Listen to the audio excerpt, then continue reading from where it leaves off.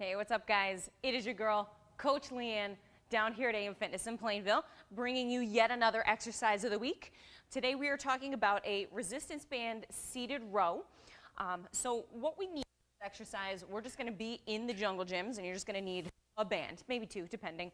All we're going to do is take the band, double it up, bring it around the pole, keep it nice and simple.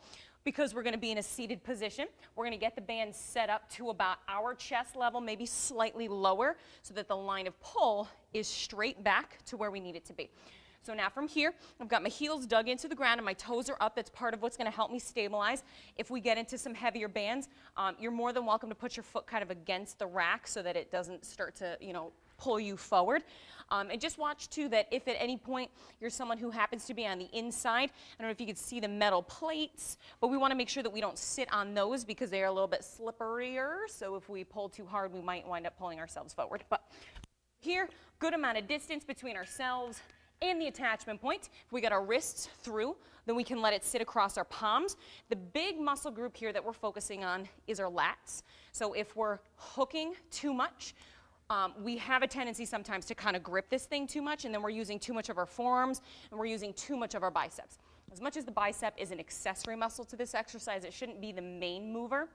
So if we're feeling those things, just make sure that you're hooked in and you're good to go. So chest is up tall. We pinch the shoulder blades back behind us. Now here, we're going to pull our elbows to our hips. We're going to think hands to the navel instead of just kind of pulling back because we want the shoulders relaxed.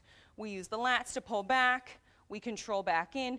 Pace should be about 2 seconds to come in, about 2 seconds to come back out, so we have control over every single piece. Now, in terms of lat activation, all the lats do in terms of this pulling motion is this. We get to 90 degrees in the elbow, we get slightly past the ribs, but we don't go too much beyond that because then what happens?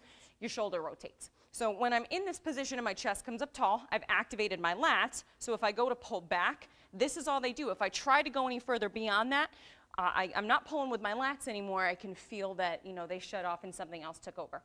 Now, in terms of level of challenge with this one, for most of our current members and longtime members, yellow is going to be a decent starting place. For any trial members or newer members, kind of whatever feels right for you, black might be the right option. But then we kind of go up from there to make it more challenging. We can always add bands to add just a little bit of resistance instead of jumping directly from, say, the yellow to the purple band. You can add an orange to the yellow, you can add a black to the yellow, and then you can start to progress to the purple. But for some of us, doing things like simply moving back a little bit more to add a little bit more resistance to the band, or pausing so we have a little bit more time under tension, or going slower on the way in so we get more of what we call the eccentric contraction, the lengthening piece.